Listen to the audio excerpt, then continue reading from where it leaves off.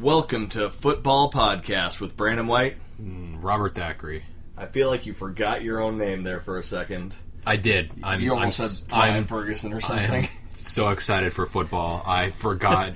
I just lost faculties. I lost complete, control of everything. It's funny because in my head I heard Brian Ferguson and I felt like you were about to say his name. No, I'm just excited, man. It's back. We're back. We're back. The official Week 1 episode of Football Podcast after many weeks of preseason madness that apparently was at least 13% meaningless given how things have gone this past week. Oh, it was a maximum of 80% meaningless as far as I've been looking at it. It's all of our preseason, postulating and prognosticating probably matters not when you really come down to it. It was fun. I appreciate you guys if you came in and listened and stuck through a number of the episodes that we did, because we sure had fun. Yeah, but it's a completely new game now. Predicting things that were never going to happen, apparently. Who would have guessed T.J. Ward would have got cut? I mean, did you see that coming? I'm sure you like it, but did you see it coming? Because I sure as shit didn't. It's really interesting. It almost feels like they freed up money for Brock Osweiler. That another thing. We didn't think. Granted, I did not think Brock Osweiler was going to be starting. I mean, we might have suggested it, but it probably wasn't a good idea. They decided that he was so bad that they were going to have a Notre Dame quarterback.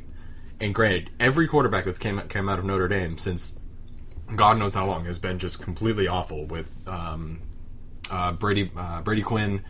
The guy who played for fucking the Panthers and the Bears for a little while, little blonde guy. But yeah, I mean everybody's been terrible. So they were going to go with Deshaun Kaiser, who had who was off target over 20% of his throws in the preseason, had a 59% completion rate. You talking about Jimmy Clausen? Jimmy Clausen, yeah. It's like pickles. Jimmy Clausen, Brady Quinn. You have now Deshaun Kaiser, who got picked high. They're going to go with Deshaun Kaiser, who has an arm but is just inaccurate as shit, over Brock Osweiler, which should say something. Even though they got Cody Kessler there just waiting to be the GOAT. I don't know, man. I think Cody Kessler can do a thing, I guess. Yeah, I mean, probably better than a rookie or a lobster. If you guys haven't figured it out yet or aren't just completely shitting yourselves, Zeke's suspension was upheld. Yeah, breaking news. Not long before we record this episode, the independent arbitrator upheld the 6-week suspension against Ezekiel Elliot. Now, they didn't get it in time, so he will be able to play Week 1. So for all you fantasy guys out there that picked up Zeke for some crazy reason, you do get to play him this week. But then he's going to be taking a little bit of a, arguably, 7-week vacation because of their bye week? Correct. Yeah. So, I mean, that's crazy. It just goes to show the... As I said in a group chat earlier today, welcome to the NFL where the rules change daily and the points mean absolutely nothing. If you guys follow this or anything along those lines, you know that I'm not a Cowboys fan. From a fan standpoint, I can't stand the Cowboys. I can't stand the Cowboys. I can't stand what they stand for. I can't stand their fans. Everything encompassing the Cowboys is something FTC. that I can't get down with it. That being said, the Deflategate shit with Brady was where I was like, okay, really, Roger? You're really going to flex this shit? And then they go do this shit with Zeke where, they really have, no leg to stand on. And the arbitrator, for whatever reason, is just yeah, fuck it. Yeah. You said it great with the "Whose Line Is It Anyway" quote, but that is exactly how the NFL feels. It feels like they're just making up the rules. Roger Goodell is flexing his power as he sees fit because he got extended and he's not working for the players. He's working for the owners. The owners are the ones that are signing his check. So he doesn't give a shit who he suspends. That's not going to affect his bottom line. He's now pissed off 2 of the most powerful owners, which I think is worth noting. Jerry Jones and Bob Kraft. Yeah. And, this also just goes to show that you need basically no evidence whatsoever to ruin a man's reputation. I mean, granted, there were incidents, but we don't know what's happened. The police found nothing, and it's one of those things where, if the police found nothing, then, what are you, what grounds do you have to stand on to, take money away from somebody? you're in a football league where they play a game called football, and you get paid to do it. Like, you're not here to judge somebody's moral character. Right. Now, they do have the personal conduct policies and blah, blah, blah, but if you do something before you get a job somewhere, that job shouldn't be able to hold you accountable for that thing, I feel like. Your personal conduct from the past. It's like if you're married. Was that habeas corpus? Yeah. The you can't try for something that happened previous or something along those lines. Here's how I equate the Ezekiel Elliot thing. Let's say you marry a girl, and then she makes you sleep on the couch for 6 weeks for fucking her friend. But you fucked her friend a year before, a year and a half before you started dating and got married, but she's punishing you for it now. You fucked her friend, but this is in the past. This is before you were together, and Zeke is on the couch now for all this time because he allegedly did a thing before he was even in the league. And we're not pro domestic violence. No, not at all. We're not suggesting that we're not Cowboys fans. that we're pro domestic violence or anything like that. This is something that is not okay and should be stamped out. But where do you draw the line? Where do you, as an employer, draw the line on what's happening with stuff like that? Now, it's hard to let the teams police themselves because they're going to look out for their own good, and they're not going to suspend anybody. So, the league has to do it, but the league needs, one, in the next CBA, the players need to go out and they really need to, the one thing they need to lobby for, if it's not for more money or anything like that, is to get Goodell off of this shit. They need a separate entity, preferably with 3 heads, one from the NFLPA, one from the league office, and an independent source, an independent party, a third party that is neutral, that will rule over all of these cases, whether it be drug cases, whether it be personal conduct cases, anything, because this is ridiculous. I fucking trust Ed Hockley more than I trust the league at this point. And this is a guy who believes in the table conspiracy, that believes that the Super Bowl that the Saints won was rigged, and does not trust the refs at all. Yeah. I trust Ed Hockley to do this more than I trust Roger Goodell at this moment, because this is ridiculous. Ed Hockley is a man's man. I don't understand where they're coming from with all this. Vontez Burfict, on a hit that was not illegal, suspended 3 games. Yeah. Because he has had shit happen in the past. Look at this. We're already in mid-season form. We're already bitching about the refs and fines, and we haven't even had kickoff for the regular season yet. Well, if they weren't fucking ridiculous, it'd be fine. And I mean, they've laxed on their celebration policy, which is all fine and dandy. But you shouldn't be. This falls into that personal conduct thing, because it's you're then policing the way that these players represent the league, and I understand that. But you also want viewers. Your revenue stream is based on people viewing, and the more personalities that you have, the better your revenue stream. Yeah. And the more the larger the entertainment value, i.e., more celebrations and shit like that. That's fantastic. You're not gonna find Zeke for jumping in a Salvation Army bowl, but you're gonna find say Mike Evans for dunking off a crossbar. Yeah. Where do you draw the line? There's absolutely no consistency, and that's the major problem with the league nowadays. And I said this last year, I believe, and I'll say it again right now. I think that this is intentional. They're overreaching on punishment so that the players will focus on that in the next CBA, and then the owners can just take more money. As an Eagles fan, I love this suspension because it weakens the Cowboys and it helps my team's cause. But as a football fan first, this is terrible. This is awful. For the brand, because Zeke is a big name, and for football in general, what precedent this sets. It's disgusting. It really, it's... Next thing you know, they're going to suspend Kirk Cousins for loving his wife too much. And they could, suspend Derek Carr or Carson Wentz for being too Jesus-y. At what point do you really draw that line? We do need separation of church and nation. The Tom Brady shit was... That was out of control, and this is a far cry from that. Yeah. It's just, progressively getting worse. You had Bountygate with the Saints, which was just what? Remind me, how many games did Ray Rice get? Ray Rice got... Oh, I don't know. Ray Rice got, a lifetime ban, right? Well, he got like a 4-game, I thought. Did he? Yeah, I think it was a 4-game. He got cut, and he's just basically unemployed. Yeah, he got cut, but he got a 4-game for like knocking out his girlfriend on video. There's a videotape. Ezekiel Elliot allegedly beat his girlfriend 2 years ago. There's been no evidence presented to the public, and he got 6 games. And a judge, I read this earlier, a judge actually said that there is no reason whatsoever this should be upheld legally, and that almost certainly Ezekiel Elliot should be able to sue and win. So I don't know what the point is, but the precedent this is establishing is horrendous. And you can just take anybody off the field and take their money away. It's like from one of those them. things, like, see how much you can get away with. It's like it's like an unhealthy relationship. See how much the other person will take before you finally snap. Yeah, like if I were to just like every 5 minutes during this recording, if I like just kind of reach over and like just smacked you a little bit in the face, like you might be like, "What the hell?" But if I did it like 20 times during the podcast, you'd probably just like punch me in the face. I'd do something. But you'd probably let me get a few of them in before you finally got fed up. And that's, I think, what Roger Goodell and the league office is doing, is just doing as much as they can. That way, when the next CBA comes up, that's the focus. It'll all be about punishment and arbitration and everything. And as an aside, they'll be like, all right, we'll take Goodell away. Yeah. We want more of the revenue. Shit, like that'd be my guess. And I'm not an insider. No, it's a good guess. Like it's the best we have to go off of. Otherwise, the league is just incompetent. That's really what it comes down to. Yeah, because I think the celebrations thing, they were going to go that route, and then they started to back off because they realized that even fans were just like not about it.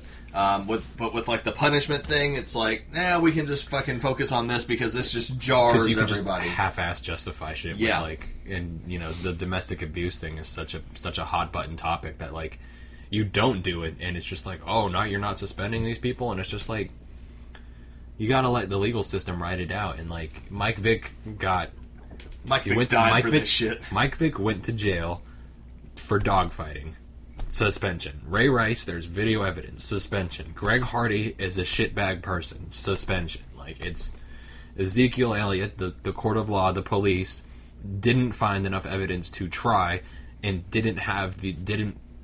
it just didn't go through. So, like, it's one of those things where, like, you know, Bill Cosby allegedly raped those people. It was a mistrial. That's how it is. Regardless of how you feel about it, this is the defining thing. So, that is how it is. Like, O.J. Simpson allegedly murdered his wife. Allegedly. That's, you know, like, not even gonna go into it. Jay Cutler's a Dolphin. We actually did the AFC East way before even Jay Cutler, so we didn't get to talk about Smoking Jay at all. Yeah. Which is a goddamn travesty. Especially we love us some Smoking Jay. We love Smoking Jay, and now he might not even get to play his first game in Week 1. Yeah, it's the fucking apocalypse is happening, guys. Yes. Now, we already had Week 4 of the preseason disrupted by Hurricane Harvey hitting Texas and hanging out there for like way too long, like that guy that crashes on your couch and then just kind of doesn't leave. And now Hurricane Irma, one of the biggest storms in Atlantic history, is about to be bearing down on Florida. And they don't know if it's going to go west or east. They just know it's going to hit Florida for sure. And then wherever it goes from there, it could hit Carolina and disrupt that. It could head towards the Gulf and it could disrupt New Orleans or towards Texas or up into Tennessee and Atlanta. Either way, this storm, which is between 400 and 500 miles wide at the time of this recording, and will be making landfall in the United States, you know, between Thursday and Saturday, depending on, you know, the outer bands of the storm, whatever. This is a massive storm. They don't, as of right now, they have no fucking plan for the Buccaneers-Dolphins game, which is supposed to be played in Miami. We're going to predict the game going into our predictions as if it's happening. If it doesn't, I mean, just disregard what we said. Yeah. We'll disregard it as a thing, but the NFL has bungled multiple times this game issue. They did it with Week 4 of the preseason. They're continuing to do it now. Either move it or cancel it. Like, shit or get off the pot. Like, these are your employees. Like, that's completely it's completely unprofessional. Like, from a top-down standpoint, completely unprofessional. It needs to be figured out. And I mean, Chris Long said it the best. I think he told me earlier, like, move it to a neutral site, which they're thinking about either moving it to New Orleans or Philadelphia, because both of them are away games. And then Jacksonville's away too. I mean, yeah, but Jacksonville's still in the way. No, yeah, but they could play in Jacksonville like tomorrow, or not tomorrow. Sorry, but Thursday. Tomorrow, as of the posting of this podcast, they could play it in Jacksonville for Thursday night. The reason why they can't have it on Thursday night is because there's a state of emergency declared by the governor of Florida. That's right. I forgot about that. Yeah. So Thursday's out. That. So yeah, Thursday's out regardless. Yeah, New Orleans and Philadelphia are the closest ones because the Titans, the Ravens, the Redskins all have home games. I think the Panthers also have a home game. The Panthers have a home game too, and the Colts have a home game. Yeah, so it's New Orleans or Philadelphia. They should move it to a neutral site, which they fucking should, because nobody should be forced to give up their bye week for this shit.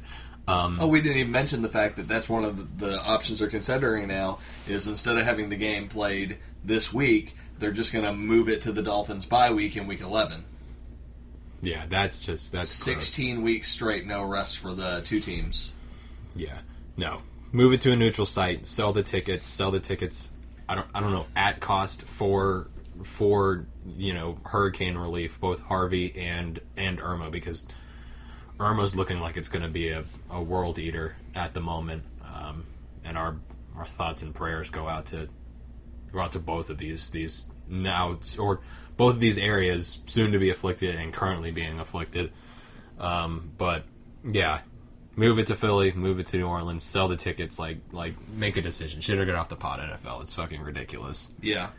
So I mean, the Jets decided that the Bills were trusting the process too much, and they decided they wanted to get in on the action. So they sent Sheldon Richardson to the Seahawks, and then Javon Curse went from the Seahawks to the Jets. And as somebody who would be trying to get into Javon Curse's mindset, I would be just so disgusted. Yeah. Jermaine Curse. I'm thinking of a freak who played for the Titans. Sorry, Jermaine Curse. Yeah, if I'm trying to get into the mindset of Jermaine Curse, like, it's funny you said the freak, and I thought of 2K16. You went from possibly catching passes from arguably, I'm not calling him top 5 in the conversation, arguably top 5 quarterback in the NFL, into Luke McCown to fucking Dolph Lundgren throwing you the ball. Went from like the 4th best quarterback in the league to maybe the worst. It's like, as far as starters go.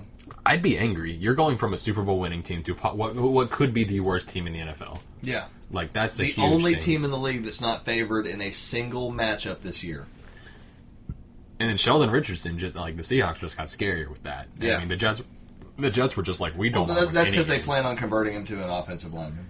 That's what Tom Cable does. He just gets defensive players and converts them to O-line. They don't have any anymore. They're all dying, so that's fun. And that's just the big stuff that's happened. Like, there's been injuries galore. Yeah. Like cuts of smaller time players. But yeah, I mean, this is just on the base level, which is crazy. So before this, I don't know, do you want to do championship predictions, or do you want to do honors predictions? Let's do honors and then championship. Okay, so what we're gonna do, because we gave out awards for like our awards last year, we're gonna do like predictions. So we're gonna do AFC, NFC championship predictions, Super Bowl championship predictions, or Super Bowl champion predictions, and then our predictions for possibly the NFL honors at the end of the year. So first one would be offensive rookie of the year. Who do you got? This is a really tough one. The only reason I'm going to go with this pick is because I'm confident he's going to start all 16 games this year. As much as I don't want to say it, because he's a white running back, I'm going to have to go with Christian McCaffrey. I think that's a really good pick. That's probably at the moment the locked in pick. If Mitchell Trubisky were starting all season and the Bears were a little bit better, like that, he could actually look competitive, because you're not going to, if you're on a losing team, you're not going to get an honor. So I mean, he's screwed on that. Christian McCaffrey's on a team that was in the Super Bowl 2 years ago. Very good team, very run-oriented team. So I pick Christian McCaffrey. I am either going to Christian McCaffrey is an honorable mention. I think he's definitely the top favorite for this.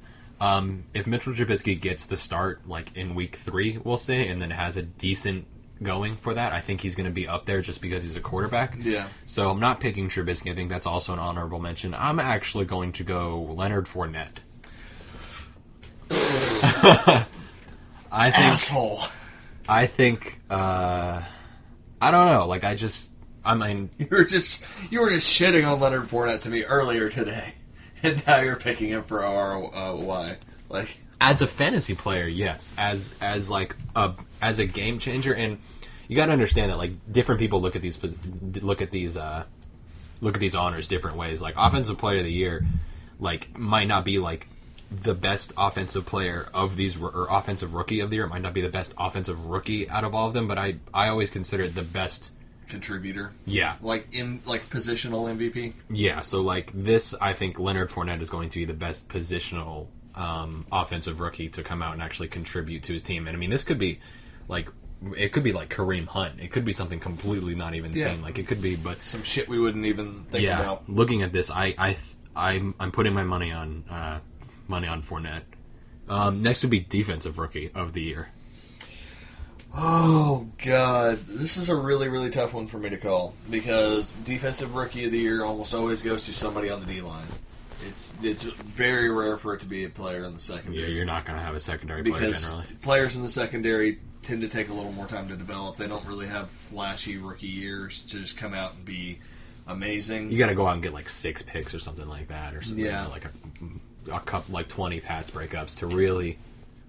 And part of me wants to say, and yeah, this is going to be my reach. I'm just going to say it. We talked about this earlier, and there are better options. I'm going to reach on this just because I need to have hope for something.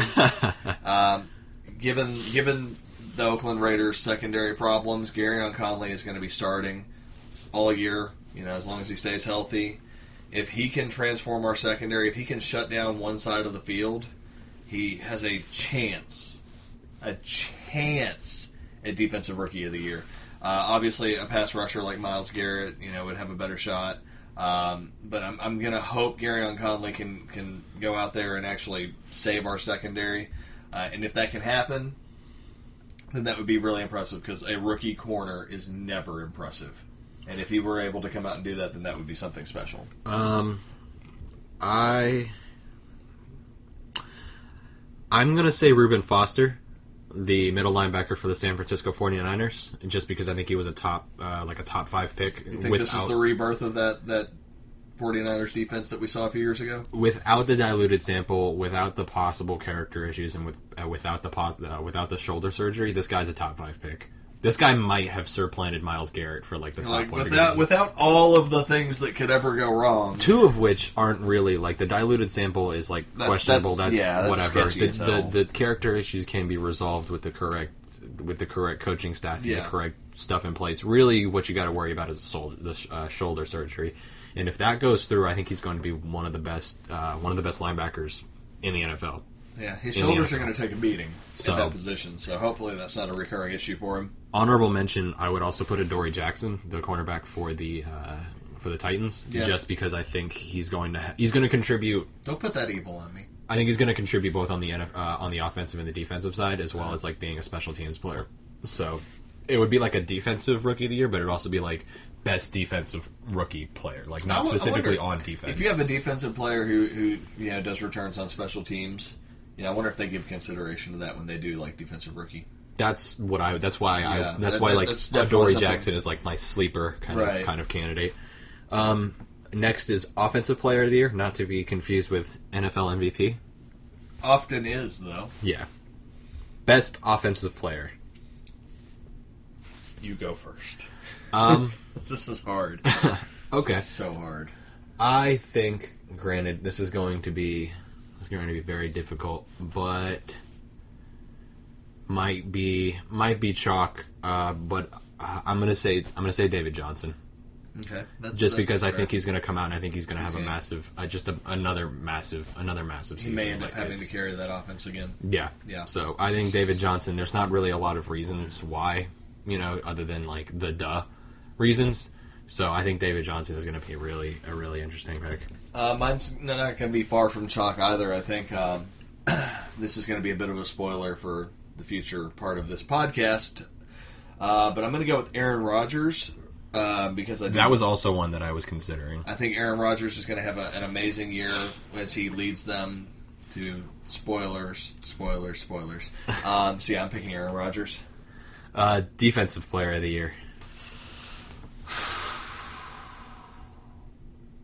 This is hurtful for me because Khalil Mack went all-pro at 2 positions 2 years ago. He was DPOY last year and still gets ranked below Von Miller.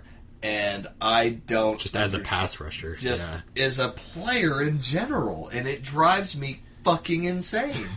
Like, J.J. Watt and Von Miller are apparently better than the player that outplayed both of them 2 years in a row. Injuries be damned. So, they're not going to give it to Khalil Mack 2 years in a row. The Broncos are kind of on a slide right now. J.J. Watt's probably going to be healthy this year, and the Texans defense. Broncos are one of the most interesting teams this year. They are going to be one of the most interesting teams to watch with like the Vikings and other because it could go either way with them. It really could. Yeah, they could be 10-6 or 6-10. Yeah, it could go either way. The Trevor Siemian. We're not doing that right now. Yeah, I'm going to go with J.J. Watt for multiple reasons. One, he's going to be healthy this year. The Texans' defense last year was best in the league. It's only going to be better this year. Playing in a division where Andrew Luck is definitely not going to be playing for the first 1 to 10 games. We don't even know. Yeah. Which is going to make him look even better for at least 2 games, probably. And then also, which will also help him probably get the Walter Payton Man of the Year award this year. He's gotten so much publicity and so much hype after Hurricane Harvey that he's going to, like, all that recognition, that spotlight being back on him. I'd be shocked if J.J. Watt doesn't get Defensive Player of the Year this year. I'm going to go with 2 possible safeties. I thought you were going to say Tupac. Yes. Can't block bullets. No defense. Oh, man. I'm actually going to repeat and say my pick from last year will be the pick from this year.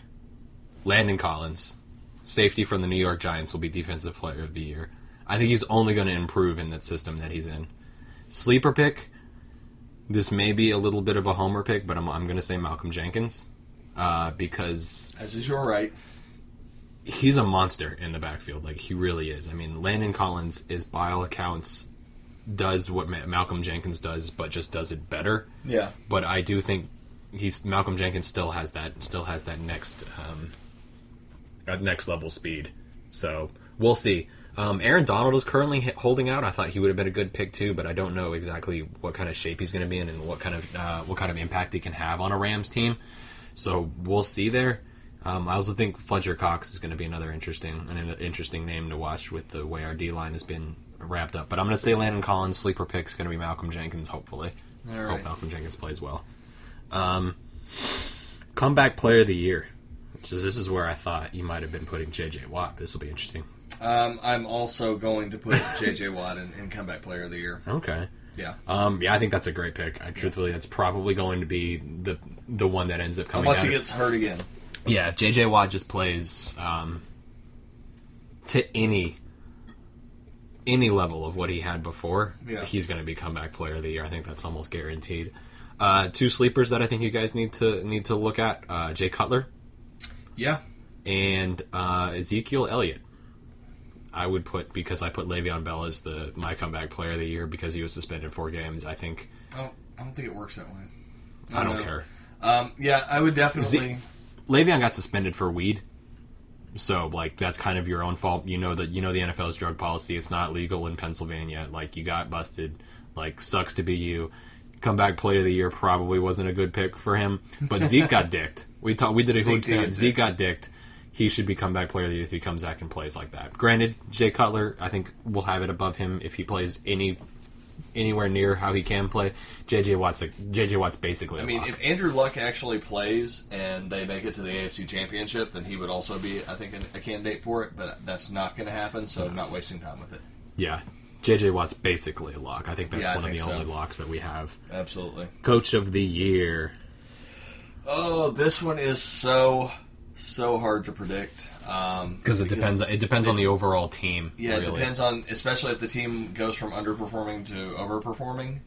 But yeah, there's just so many coaches that would basically have to either make or win the Super Bowl to get that award. Yeah, you like unless the Browns go like 11-5 instead of 5-11 and make the playoffs and even win the divisional round game and go to the AFC Championship, then Hugh Jackson would get it. But I'm going to go with Mike McCarthy after he leads the Packers to like a really good like 14-2 or something crazy like that, and they have a dominant team this year. That'd be my guess. That's a good guess. Granted, it's basically a crapshoot that we're talking about it. Yeah. I think Dirk Cutter has a chance. Building the Bucks. And I think Riverboat Ron has a chance. If the Panthers bounce back after last year, that would definitely be a good pick. Bruce Arians might have a chance. Same thing for the Cardinals, yeah.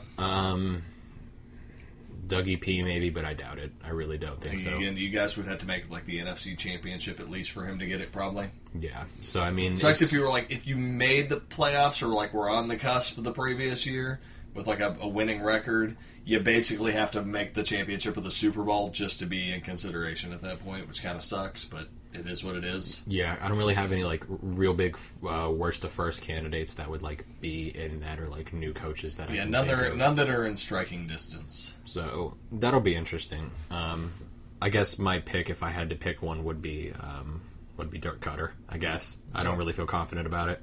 No. There were 7, but we're going to do 8.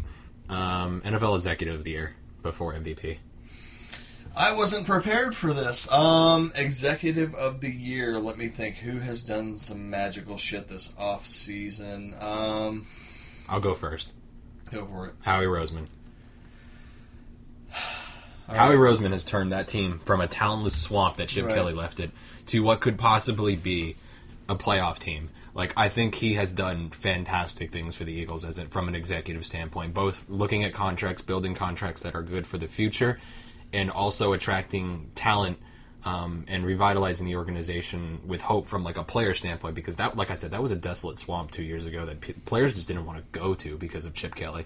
And to turn that organization around as far as from a look standpoint, and also from a financial standpoint in 2 years, that's fantastic. I want you to know that I didn't sigh out of disrespect. I sighed because I immediately realized that I did the same thing last year with Reggie McKenzie for the exact same reasons that I knew you were going to list. And I was like, oh, of course. And I would be remiss to not agree with you. I'd be a hypocrite if I didn't agree with you, because I picked Reggie McKenzie for those very same reasons last year. I think as far as we shit on him in Philadelphia for his talent evaluation and his scouting, but he's a businessman. He's a great cap manipulator, and he attracts the talent. So I think he really has done loads for the organization. I really do. I'll go ahead and bend the knee on this one, because the only other option I could consider, would maybe be David Gettleman with the Panthers, who's been rock solid the past few years as well. Yeah. But, like I said, I picked McKenzie for the same exact reasons you're picking Roseman, and they're good reasons. So I'll actually align with you on Howie Roseman. NFL MVP. Oh, that's a tough one. It's terrible. I hate this thing because it's like the best quarterback. Yeah, award. It's the best quarterback. And terrible. Immediately I was like, okay, do I think that the Madden curse is going to get Brady? I don't know. So then I want to say Aaron Rodgers. Aaron Rodgers wins Offensive Player of the Year and NFL MVP? One or the other. But it's possible to do both. And I think if he's going to do it, this is the year. All right. I mean, if we're being 100% honest, who else out there is going to carry a team? I mean, Russell Wilson can carry an offense. So maybe if they make it to the Super Bowl, Or, I mean, they vote on it before then, but my point is, like, if they're so dominant that you know this team is just gonna sweep to the Super Bowl, no questions asked. And I feel like that's the kind of year the Packers might have this year. The Seahawks could have it too, and Russell Wilson would be a candidate then. But again, you see the trap that we're in with this discussion on my end already is that I'm just thinking of quarterbacks because it's always a fucking quarterback. It should just be quarterback of the year at this point.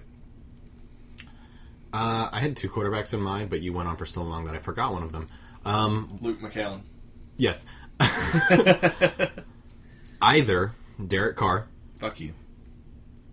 He's great, man. Don't jinx me. I think he's gonna come on. I think he's really. Derek Carr can come on anything he wants to. Either Derek Carr or Drew Brees. Oh man, that's some rich company for Derek to be in.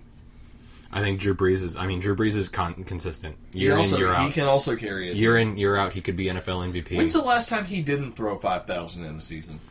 I don't think I was born yet. It'd be 24 years for you guys if you're counting. That doesn't actually work because last year only one quarterback threw over 5,000 yards, if I'm not mistaken. And you know who that was? Aaron Rodgers. Kirk Cousins.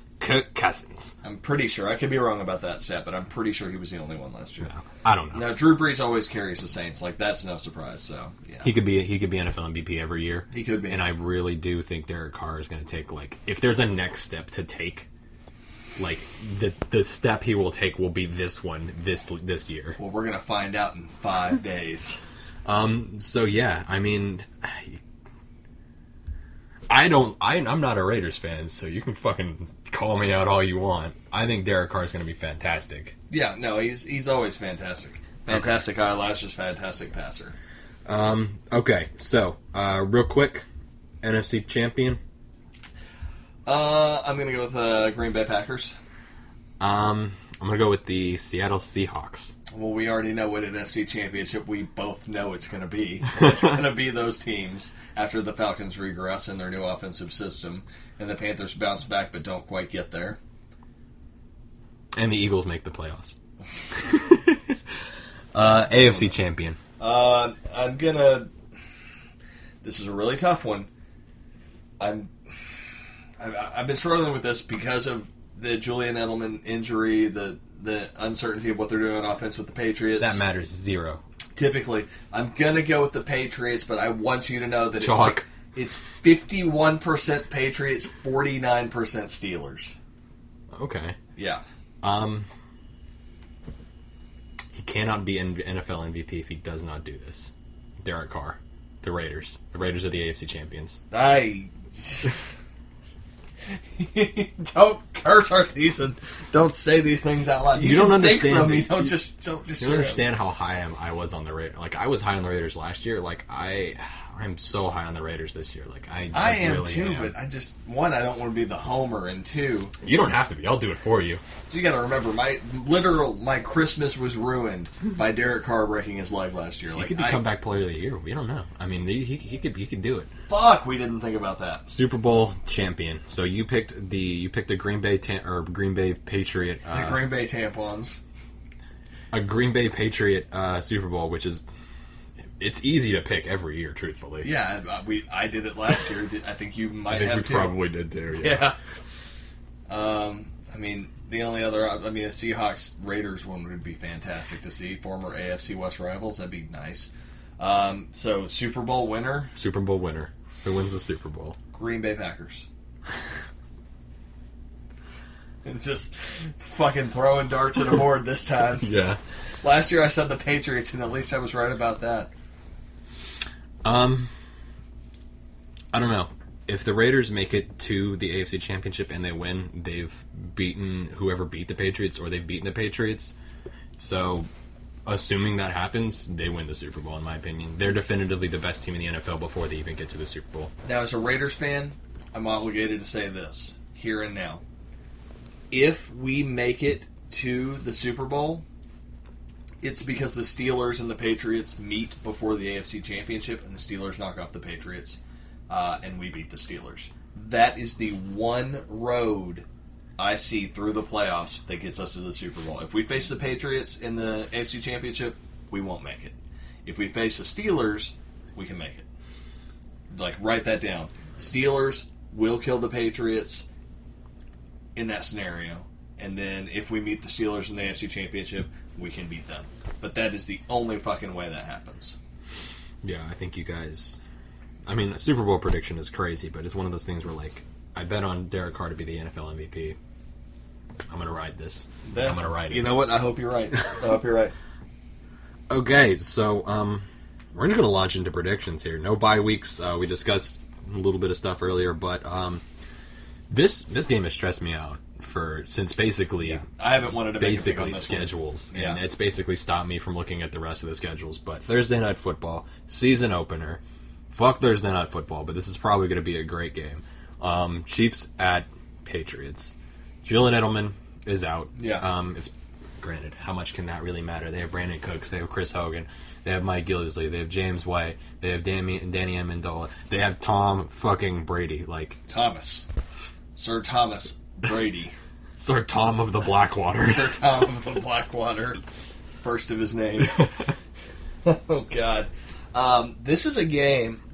I mean, what more can you say? Patriots are coming out in this game wearing their Super Bowl 51 patches on their jerseys. They are coming out letting the whole league and the world know we fucking did it in spite of Tom Brady being suspended, in spite of all the bullshit. We're the best team in the league.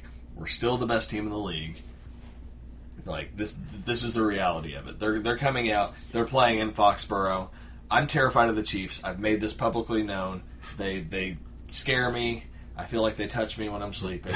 But Andy Reid whispers sweet nothings into your ear as you fall asleep. This game is literally being decided by the fact that it's being played in Foxborough. I think that if they play this at Arrowhead in Kansas City, the Chiefs win this game. They're playing in Foxborough. The Patriots are winning this game. But that's how close it is for me. Yeah, watching the Chiefs is like watching the 2004, the 2003, I'm going to go with the 2003 Philadelphia Eagles, where like they had no talent, but they were so goddamn sound on offense, like no turnovers. They had a scary defense, like all-time scary. Like he's basically built that exact team. Yeah. And it is both frightening and nostalgic to watch. But you know who they lost to? They lost to the Patriots. They did, yeah, that's right. They lost that Super Bowl to the Patriots. It haunts you. That's all I feel like. I was already dead inside for 2 years at that point. That's all I feel like I really need to say. Like, it's... Yeah. Bill Belichick already had the recipe to beat this team. There are a handful of teams that can beat the Patriots. The Chiefs are one of them, and I'm picking against them. Yeah. Like, the Patriots are probably on another level this year. Yeah, I agree. So we go from one of the best matchups of the year to one of the worst matchups of the year. Arguably the worst. We have the Battle of the Tanking. Jets at Bills. It's going to be Kevin Harlan and Rich Gannon on CBS. Woo! Rich Gannon. That's going to be the only woo in this matchup. I mean, what can you say? These are two teams that are trying to out-tank each other. They both want the number one pick. The 49ers are fucking around, not trying to compete for it. So it's down to these two, I feel like, this year. But let's be realistic here. The Jets' starting quarterback is Luke McCown. The Bills are, in fact, starting Tyrod Taylor. They do, in fact, have LaShawn McCoy in that backfield. They do have... a number of receivers. Formerly known as Anquan Bolden. Yeah. They have a defense, allegedly. We didn't even mention the fact that Anquan retired. Jesus. But that's not the point. This one, I think, is pretty cut and dry. This is a simple one. The Jets are not trying to win. They don't have the talent to win. The Bills are going to crush them. Yeah, I think it's going to be a pretty ugly game, but I think the Bills are going to win pretty easily. Yeah. Next game, Eagles at Redskins, Kenny Albert and Rondé Barber. Check it out on your local Fox network. Yeah. The Redskins own us. Yeah. Historically, in the Kirk Cousins era, whether it be, I think it's 5-6 games now that we played against him, undefeated. We lose against the Redskins. I don't know what it is. I don't know if it's some sort of weird rock, paper, scissors game that the NFC East plays. Yeah. But they own us. That being said, I think we take the next step here. I think we finally vanquish them on their field. I think it's FedEx Field. Yeah. I think the Eagles do take this one. I think we open up the season 1-0 against probably our biggest in-game rival, not like historical rival, but in-game actual rival, in the last couple years. I really do think the Eagles are going to take this next step. I think Carson's going to be fantastic. Alshon's going to be, what we expect from Alshon. Torrey Smith's going to take the top off that defense. Our defense is going to roll over on those turnovers. And this is not just me hyping up the Eagles, but from a matchup standpoint, like Kirk Cousins lost his two best wide receivers. He got Terrell Pryor, which is just as good. We think we still don't know. Jerry's still out. Doesn't really have anybody else from there. They don't have a running game. They lost a couple key pieces on defense. So, I mean, I feel like it's one of those things where, like, the Eagles got a little bit better and the Redskins got a little bit worse, and they were already so even last year that I think the Eagles will be able to take this. Yeah. This one was one that I was skeptical about. It's close. It really close. is. The only reason I'm going to pick the Eagles is because your defense did improve. Because Terrell Pryor could probably go out there and just sexually assault your defense. We don't have get away with it. We don't have the corners to guard him. But you can't just depend on one receiver to win a game for you. Ask the Detroit Lions for many, many years. They had Calvin Johnson, and he couldn't save them all those years. Starscream! Exactly. Terrell Pryor looks like an amazing electric. He is the real deal. I'm calling it. Terrell Pryor is the real deal as a receiver. He's on my fantasy team. He better be the fucking real deal. Fuck you for that, by the way. But that's the reality of it. Like, he cannot carry it. Kirk Cousins could put up over 5,000 yards this year. And they can go 6 and 10. And they could all go to Terrell Pryor. Terrell Pryor could be the first wide receiver to have 5,000 yards in a season. And they could still have a losing record. So I think that you all are a more complete team. I'm giving it to the Eagles. This next game's going to be fun. Oh, God, we're going to be at this game. Raiders at Titans, yes. We will be at this game. Jim Nantz and Tony Romo are calling this game. Yeah. We don't have to hear Tony Romo's first game he calls. Yeah, it's going to be fantastic. Yes. We'll see what you say on this, Brandon. Okay, so this is a tough one for me. Reasons being, we did a very minor overhaul on our offense. We downgraded at right tackle. We kind of broke even at running back. We let Latavius Murray go. We picked up Marshawn Lynch. We didn't really fix the inside, like the interior of our defensive line. We're still questionable at inside linebacker, but we're rock solid everywhere else on our D-line, just like we were last year. But our secondary is still where the big question mark is here. Sean Smith may or may not be getting suspended. I don't know what's going on. We might cut him. Nothing has been said about it recently. David Amerson got a concussion in the preseason. It looks like Garyon Conley is going to be starting. We let DJ Hayden walk in the offseason, and our safety situation still has Reggie Nelson. So it's like flip a coin on every play. He might go the right direction or the wrong direction. He doesn't even know what his coverage is. He just picks a direction and goes there, and if the ball happens to be there, he gets a pick, and if the ball doesn't go there, the coverage is blown. And Carl Joseph, who I'm hoping will have a monster second year at safety, please, please, please be true. I'm terrified of this game. I've been so stressed out. I don't know what to do. I feel like we need to go the night before just so I can get really, really drunk so I'm not so stressed out the night before and I actually get some sleep. The Titans got better, which is bad because they were already good last year. I think that their offensive line is better than ours now. That's very, very possible. That's very possible. They could have one of the best offensive lines in the NFL. Yeah, it's scary. They could be top 3 offensive line for sure. Yeah. Marcus Mariota is, in fact, the real deal. He's coming back from an injury, though. He's coming. Well, so is Derek Carr. They're coming back from a similar injury. Yeah, but Marcus Mariota's Mariota's worse only because the placement of the break in the leg required a longer recovery. And Mariota is more of a mobile passer. Yeah. So but he's not like the classic running quarterback. He's more of an Aaron Rodgers where his scramble is legit, which is important. But the fortunate thing is these fibula breaks, they heal very well. Like the bone actually comes back stronger afterwards. So both quarterbacks will actually probably have better legs for it. So I'm not worried about that for either of them. My primary concern is going to be the offensive weapons that Mariota has and the fact that Mariota is super accurate. And it's early to call it. I know, and some people will say this is blasphemy, but I did kind of think this coming out of college, and it does look like Mariota might be better than Winston, and that's bad news for the AFC. Their defense matches up well with us. Their offense can definitely roast our secondary if it plays like it did last year. And with that offensive line and our weak interior rush, I'm concerned that we may not ever get to Marcus Mariota. This is a tough game to call. I am a hardcore, die-hard Raiders fan for life. I'm going to pick the Tennessee Titans. The Raiders don't win the Super Bowl by losing games like this. You're going to ride this one all season. Oh, man. Just win, baby. Oh, the game that may or may not be. Buccaneers at Dolphins, or wherever. Or not at all. It's going to be, I mean, it's an at Dolphins game, even if it's in a neutral field. But it's like one of their home games, technically. So it's still at Dolphins, even if it's like in Philadelphia or at the Superdome or what have you. Yeah, this game really may not even happen. So we're going to make this pick, but it may not mean. And I think we should note that for our grading of ourselves, if this game doesn't happen, like we just have to, like, do we keep our pick for later in the year, or do we re-pick when they finally play? We'll re-pick? Okay. Things change. Things change. All things considered, though, Buccaneers, superior team to the Dolphins. The Dolphins do have Smoke and Jay, and that's not nothing.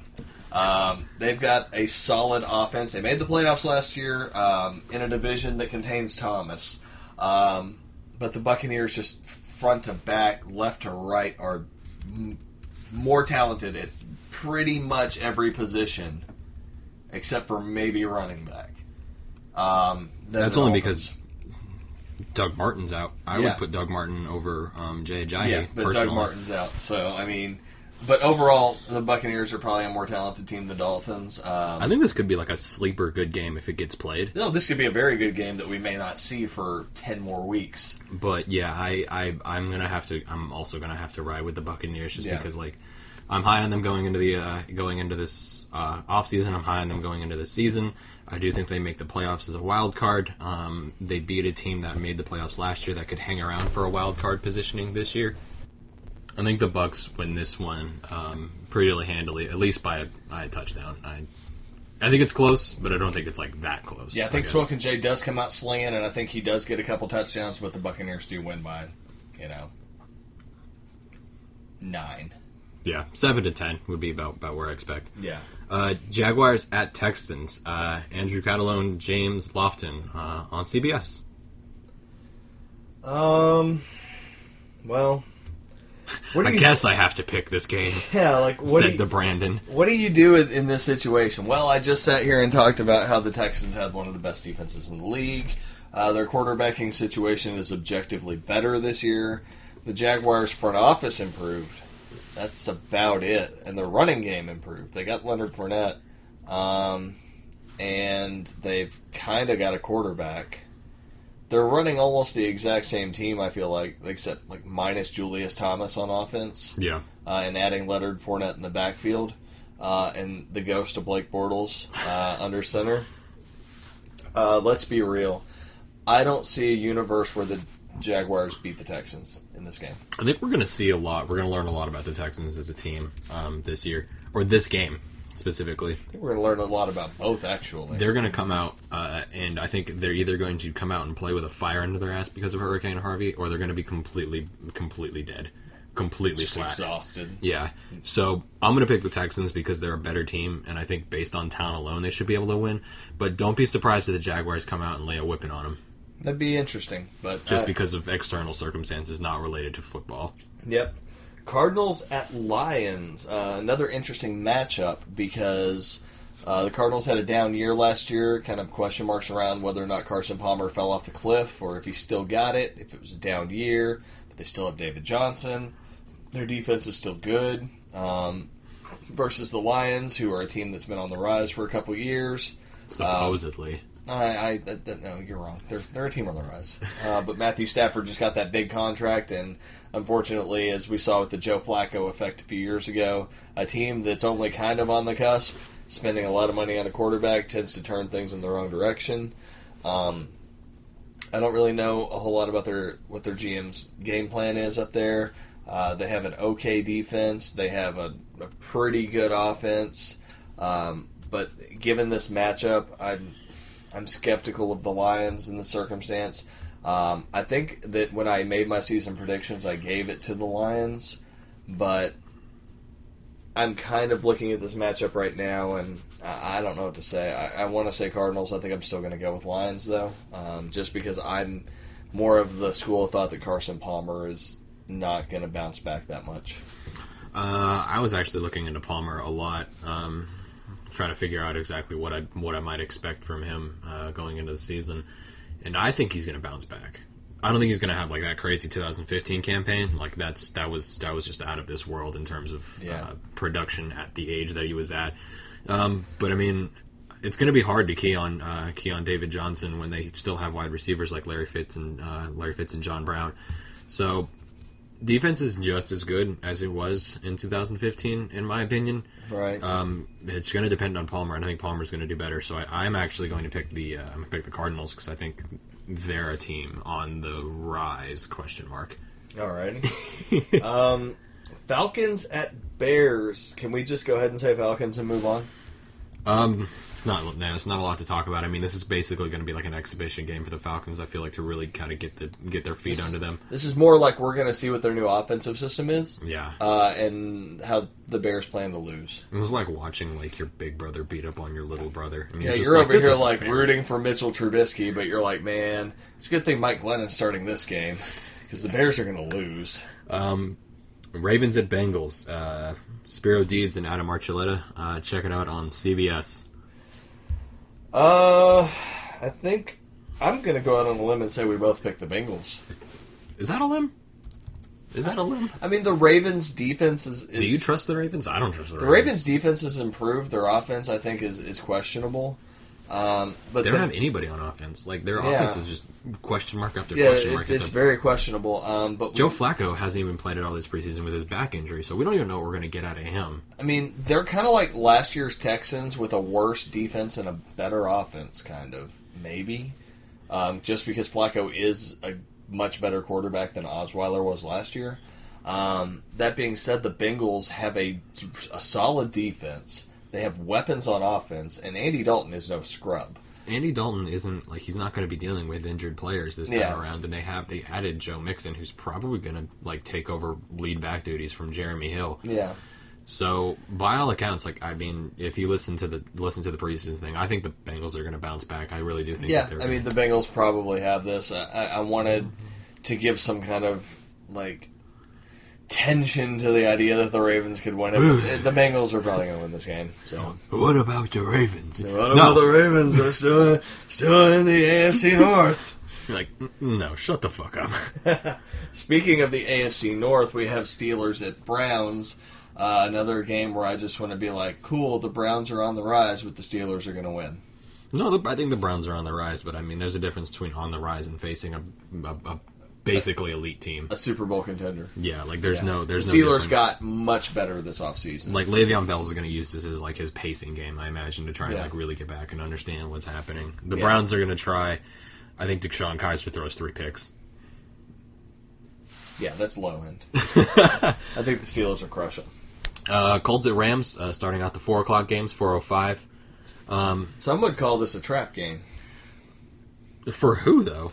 I don't know. Well, we know that Andrew Luck isn't starting, so the best quarterback in this game is Jared Goff. Oof.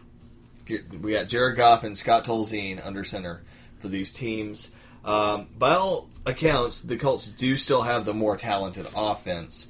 The Rams do have the more talented defense. The thing about the Colts is that you have to have somebody to distribute the ball.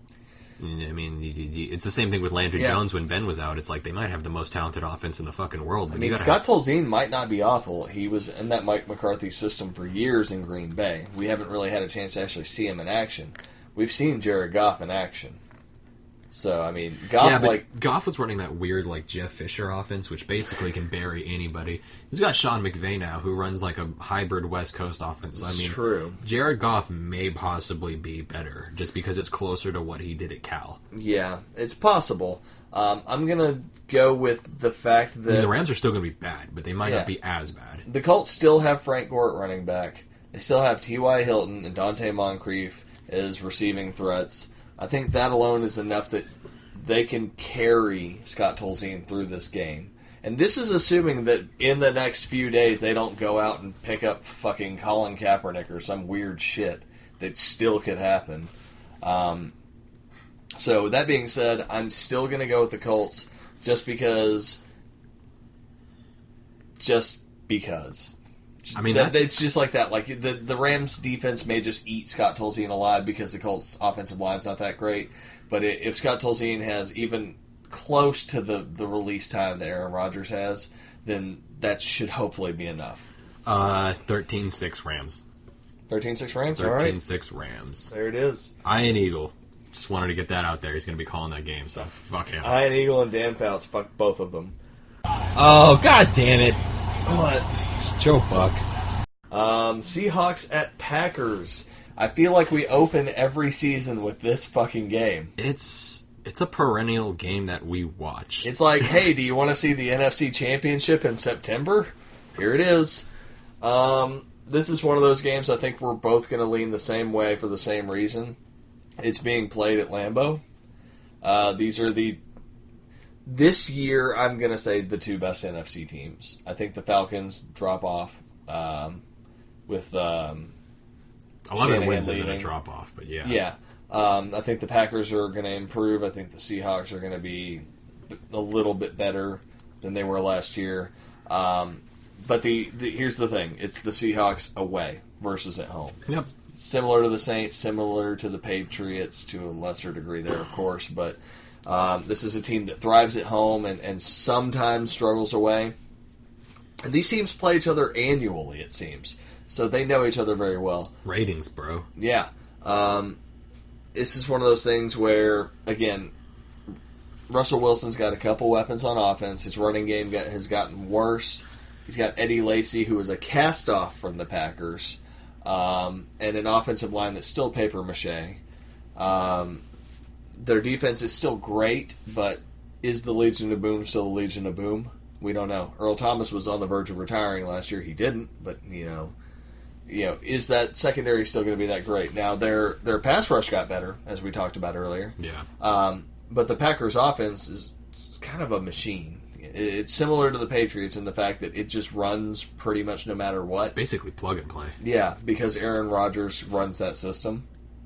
And the Packers' defense did get a little bit better over last year. This is just like the Chiefs-Patriots game earlier where the location decides my pick, and I'm going to go with the Packers because it's played at home for them. Yeah, I mean, there's not really much to add on top of that. I'm going to go with the Packers. Fuck Joe Buck. Fuck America's Game of the Week. Aaron Rodgers is the table. Pretty goddamn simple. Second of two, 425 games. Panthers at 49ers. This is also on Fox, but I mean, you understand why the Seahawks-Packers is America's Game of the Week, and this is also a game at 425. Probably won't get a lot of airtime outside of like North Carolina and the Bay Area, maybe, because it's just this is a given, Like, despite the Panthers underperforming and being very underwhelming, like, there's almost no chance the 49ers have it winning this game. Like, they could possibly be, and mostly just because I don't think think that they can, like, beat out the Jets for worst team in the league. But this is not a game that the 49ers are going to win. The Panthers are better all around. There's nothing really to talk about. Yeah, no, that sums it up. There's not much to say here. The Niners are like a 4 or 5 win at best team. Panthers should win this handily. Only thing worth noting is we'll get to see how Christian McCaffrey goes against a semi-competent D-line. But other than that, the Panthers got this. Yeah, 8:30 Sunday Night Football. Giants at Cowboys. Actually, really interesting game. Now that regardless, it was going to be an interesting game. Like Giants at Cowboys is always super interesting for me specifically. But Zeke's going to play this game. He's actually not going to play like the next 6 games. So he'll play this game. I'm sure he'll be way hype to play this game. Actually, Zeke was probably going to be Zeke's suspension was going to be the deciding factor on whether or not I was going to pick the Cowboys or the Giants. So this is really interesting. Do you want to pick first, or do you want me to go? I don't know how you feel about this game. I'm super torn. the Giants match up so well with the Cowboys in terms of offense to defense, to where like they've got no running game. They basically run this high-flying West Coast offense. They got better with Brandon Marshall. They still have Sterling Shepard. Odell Beckham is a fucking monster. If Eli Manning can protect the ball, they should be able to torch that Cowboys secondary, especially with Hitchens on one leg if he plays at all. Sean Lee's still there.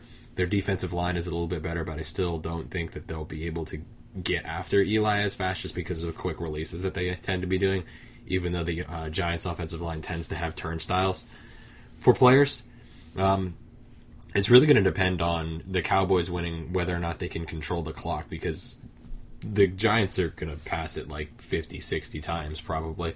So they're going to be stopping the clock a lot on their own.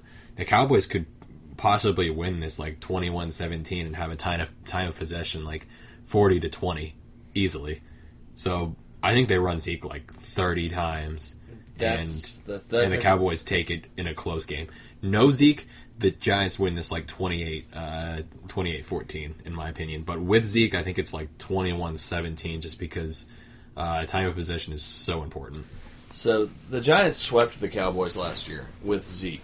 But the reason I'm picking picking the Cowboys for this matchup specifically is the time of possession thing, like you said. The Giants did get better, and the Cowboys defense did get worse. But I do believe they could go out there and spend 45 minutes on a 3-and-out drive, and like you just give it right back to the ground and pound that they're going to do. The Cowboys are probably going to run the shit out of Zeke because he's going to get plenty of time to rest. He's going to get 7 weeks of free rest. He can get 30 to 40 carries in this fucking game. Like that's a reality. He could get that many carries in this game. That's going to chew clock, and that offensive line is amazing, and Zeke is going to get his. If all it takes is for them to just kick field goals the entire game that way, that should be enough for the Cowboys to win this one. Yeah, unless the Giants come out and just explosive play after explosive play, which basically takes the load off of Zeke, which is totally possible with their receiving core versus Dallas's secondary. Yeah. I just feel like they're not going to be able to do it because like the Cowboys are just going to be able to chew clock and their defense is going to be fresh. Yeah. So we'll see. This is a really interesting game. This is a really good game against teams that match up very well against each other, but I think that the Cowboys are just going to come out and they're not going to come out flat. Not with this ruling. They're going to come out and they're going to want to push off the ball and they're going to knock somebody on their goddamn ass. Absolutely. So, I think it's the Cowboys. I really do. Monday Night Football. Saints at Vikings. This is going to be the early game, 7-10, since they'd like to do this like 2-game Monday Night Football week kickoff thing that they do. This is going to be Sean McDonough and John Gruden, a.k.a. the good ones. John Gruden and another white man. John Gruden as we like to say. This is actually super interesting. This is one that we split on, and we've been like going back and forth splitting on this week. I think this could be like a sleeper, really great game. I think so too. I'm really excited for this game. AP is returning to Minnesota, first game of the year. You got Drew Brees out there, possibly revamped Saints defense. Dalvin Cook, really fascinating running back. Sam Bradford, dink and dunk master. Xavier Rhodes out there just dying to pick off Drew Brees. Yeah, it's going to be a really, really interesting game. I personally have more confidence in Drew Brees and his offense. Doesn't matter who he's throwing it to, regardless of Michael Thomas being suspended. I think that does factor into it because I think the Saints were going to win this one handily. I think it's going to be close, but I do think the Saints win something along the lines of like 21 or 24-21. Yeah. Just because the Vikings don't have the ability to put up 21 points on just anybody, but I think they can put up 21 points on the Saints. Yeah. I don't know what the final score is going to be on this one. I just know the Vikings are going to win it on the strength of their defense and that consistent offense that, we see a Sam Bradford. That consistent, safe Sam Bradford offense, except for he's going to be better this year because he's been in the same system for 2 years. Sammy Sleeves, yeah. I think that him and Pat Shurmur have like a really good relationship. Yeah. Ben with the Rams, Ben with the Eagles. Now 2 years would be 2 years with the Vikings. Like they've got a really good working relationship. Yeah, I definitely have the Vikings winning this game. Last game, late game, game I usually don't watch personally. But Chargers-Broncos, this is actually going to be a really good game despite the announce crew. They hired Rex Ryan, and I'm just not a fan of Rex Ryan. Beth Mowins is actually was a college football analyst that they have. She's going to be the first female to call an NFL game ever. I think it's going to be fantastic. Of all the people to pair with a woman, they picked Rex Ryan. Yeah, sexy Rexy, over here, better. She better wear some closed-toed shoes. Is all I know. Yeah, or he'll be sucking on her toes all night long. This is a very exciting matchup. It's for a late game. This is actually one of the better ones they put out because normally it's like Rams somebody on Monday night, and I'm just like, I can skip that. And when the Raiders used to be bad, usually they put the Raiders on like the late Monday night game, and I'd be like, I'm going to skip that. But this one, interesting. Broncos, very interesting. Chargers, also very interesting. Very powerful offense. Their defense was amazing last year, but they did lose their defensive coordinator, John Pagano, so I don't know if their defense will still be as good, but they got a lot of talent on that defense. Key thing here is the Chargers are healthy. For now. They're healthy for now. A lot could change in the next few days. But for right now, the Chargers are healthy. At the end of the day, this is one of those games where the Broncos do have a really good defense, but they don't have a great offense. However, the Chargers have a great defense, and they have a great offense. And there's no way that if this turns into a shootout that the Broncos keep up with the Chargers. So, just on the strength of that alone, a healthy Chargers team is going to beat a healthy Broncos team. Yeah, I mean, I think the Broncos' defense is enough to negate what you're going to get from Keenan Allen and Tyrell Benjamin? Does that sound right? Yeah. Yeah, just Melvin Gordon. I mean, I think that's enough to negate what you're going to possibly get from that. There might be some big plays, but I seriously doubt it. It's one of those things where, I just don't think the Broncos are going to be able to put up points. Yeah. I just, Von Miller came out today and said that Trevor Siemian is twice as good as he was last year, but as you said, 2 times 0 is still 0. Yeah. So. I mean, this could easily be a 17-10 game to where, they won by 7 points, but it was still, kind of a unfair. I could see this being one of those, 21-10. That's a beating. Yeah. Okay. Yeah, no, I mean, that's totally fair, too. Yeah. But yeah, I mean, I think the Chargers match up better against the Broncos, and it's because I don't know what to do about the Broncos offense. I really don't. I mean, nobody knows what to do, obviously. Yeah. So, until we see it in action, I'm not a believer. I'm not. So that'll do it for our picks. But we have a new segment. Woo! New segment. You look confused. You don't know what the new segment is? No, but I'm sure you're gonna explain it. Yeah. So we are adding a new feature to Football Podcast this year. We are doing I guess it's a Twitter game of the week, so to speak, where we're putting up a poll and we're going to let people vote. You can find us on Towers UG on Twitter, also Towers UG on Instagram, Towers Underground on Facebook, Towers Underground on YouTube, which will be important. Yeah. So, yeah, we're going to put up a Twitter poll every week. Yep.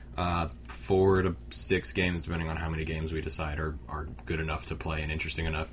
You get to vote on them, and then you're actually going to get to see us play them on Madden 18 versus ourselves. So it'll be really fun. So how we're going to do this, we put up the poll for week 1. The winner of the 4 matchups ended up being the Seahawks and Packers.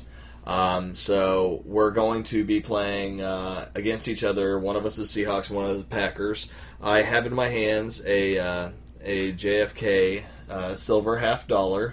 I'm going to flip this coin here on the air to decide who's playing. That way they can verify. They know who got heads and who got tails in this audio-only format. Exactly, but we promise we're being legit here. So, Thackrey, you go ahead and call it.